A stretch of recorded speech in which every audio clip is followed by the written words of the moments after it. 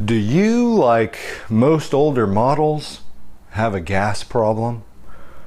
Are you constantly apologizing to those next to you for the smell of your leaky gas?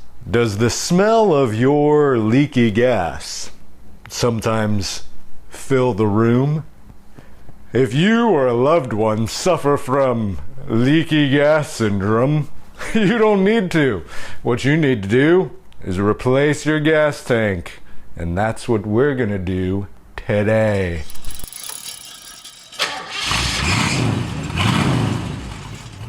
So it's been about 8 months since I discovered the leaky gas syndrome on my fuel tank.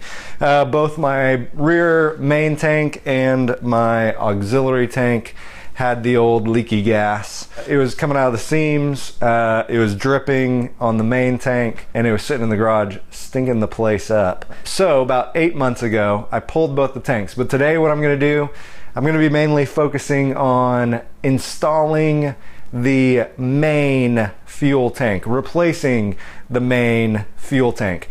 If any of you have done this before, you know how easy this actually is. But here's the deal.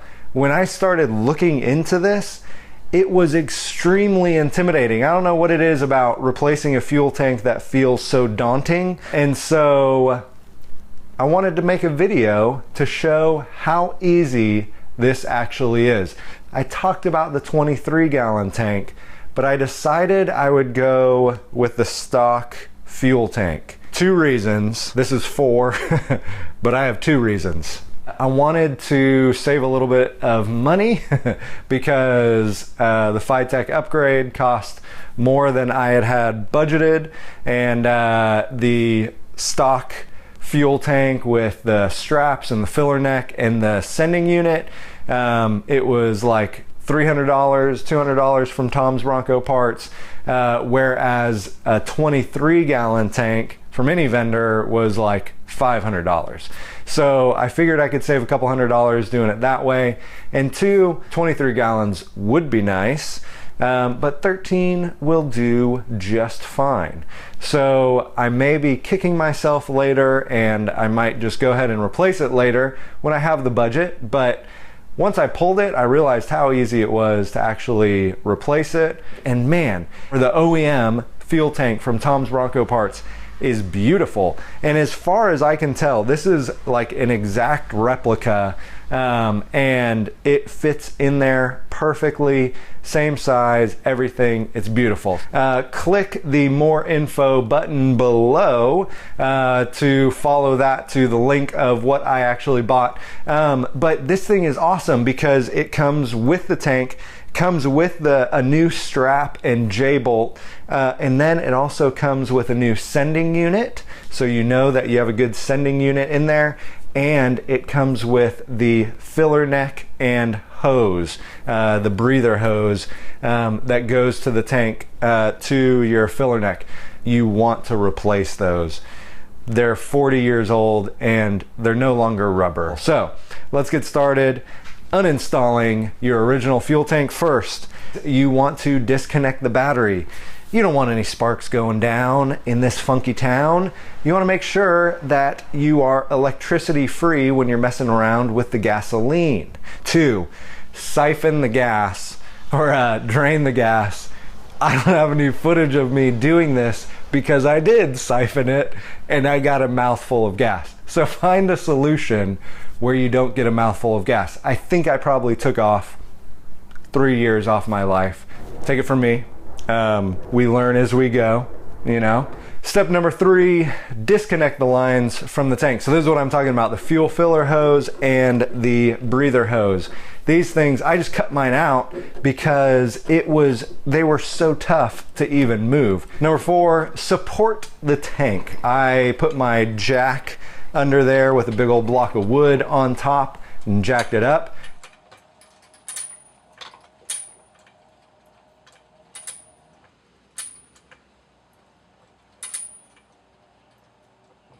Then what you want to do is remove the strap. I had to use PB Blaster and soak this thing for a couple days, and then I unscrewed the nut on the J-bolt.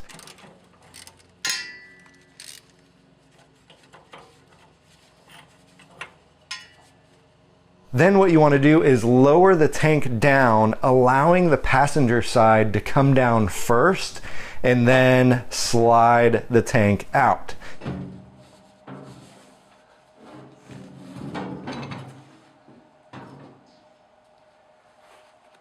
Then go ahead and remove the old tank support pads. Now, I thought I was going to put in a 23-gallon tank. I went with the original tank. If you're going to go ahead and put an OEM tank back in, you can just leave those pads in and just clean up around them, which brings me to my next point. Clean everything up. As you're working, just make sure you clean it up nice and clean. All that just happened was about 8 months ago. The rest of it happened this week. But in that time, I took off my bumper, I installed a 1-inch body lift, and if you haven't watched that video with Matt from Matt's Garage, check it out. And then also another thing that I did, I removed all the old fuel lines. Remember, I'm doing the Phytech install, and I'm putting in steel braided fuel lines that are made for EFI. And so I went ahead and replaced my fuel lines as well while I was doing this. So if you're wondering why things might look a little bit different going back in than taking it out, that's why. So when I got my new tank, the first thing that I did was I washed it. So a lot of people talk about picking up debris in their fuel filter, so I figured I would go ahead and clean the tank out before installing it. So I did this first by vacuuming the tank out as best as I could. Then I shook it until I didn't really hear anything rolling around in there, and then I filled it with a little bit of gas and sloshed it around for a minute and then dumped it out. Then what you want to do is install the sending unit onto the new tank. Your new tank should have come with a new sending unit gasket. This goes between the tank and the sending unit, and I put a little bit of grease on this to just hold it in place when I put the sending unit on. The sending unit has 2 tabs that will keep you from installing it upside down or backwards or anything like that. So just make sure that it goes in all the way and that you're putting the float at the bottom of the tank. Then install the new sending unit holder and twist it in place. I actually had to hammer this thing to get it in place, and so hopefully that means it's a really good tight seal. Then what you want to do is reinstall the strap. So I would start with the strap before you get the tank in place. I hate these stupid straps. And I can't ever get them to work. So I tried a number of different bends to get it just to sit the right way and to get it to come around the frame and under the tank. So then what you want to do is put the new tank in place. And what I did was I used my jack and a block of wood to raise it up, just like I brought it down.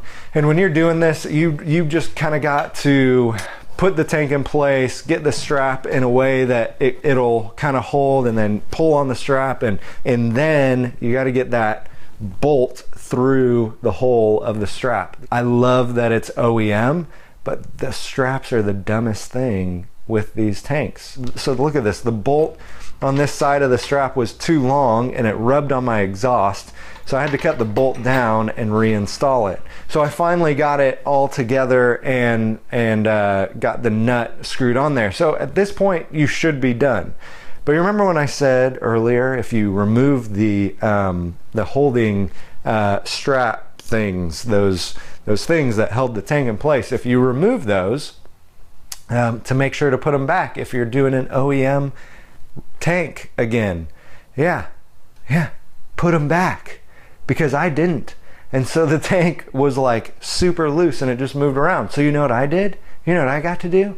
I got to pull my brand new tank back out and then put those straps back in and then reinstall my tank. I got to install it twice just for your viewing pleasure. Take a look at this. I mean, it's like this is watching a genius at work right now. I mean, the knowledge that I have is astounding.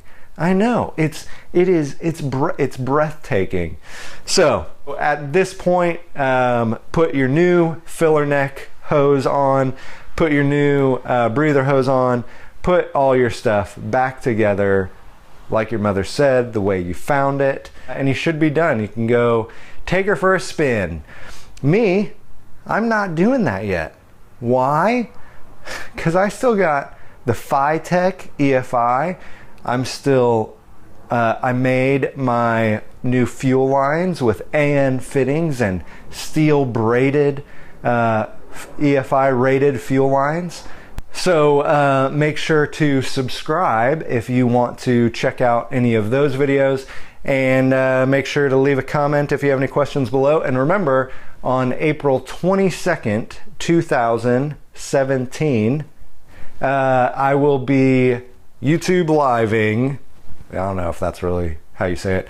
I'll be doing a YouTube live at 11 o'clock Eastern time from the Bronco Super Celebration in Townsend, Tennessee. If you're going, make sure to look for me, because maybe you could be watching yourself on YouTube. So yeah, if you're going, make sure to connect with me. And if you aren't going, like Matt from Matt's Garage, bro, mark your calendar, okay? Write it down right now. April 22nd, 11 Eastern time. That's 8 o'clock your time out there in beautiful Seattle, Washington. So jealous. Actually, I'm not, because I'll be surrounded with 500 other Bronco enthusiast lovers like myself. That's 500 Broncos. Make sure to subscribe to check out that. If you do subscribe, make sure to click the little bell icon and be alerted so you'll know when I'm going live from Townsend, Tennessee at the Bronco Super Celebration on April 22nd at 11 o'clock Eastern time. All right, guys, thanks for watching. John out.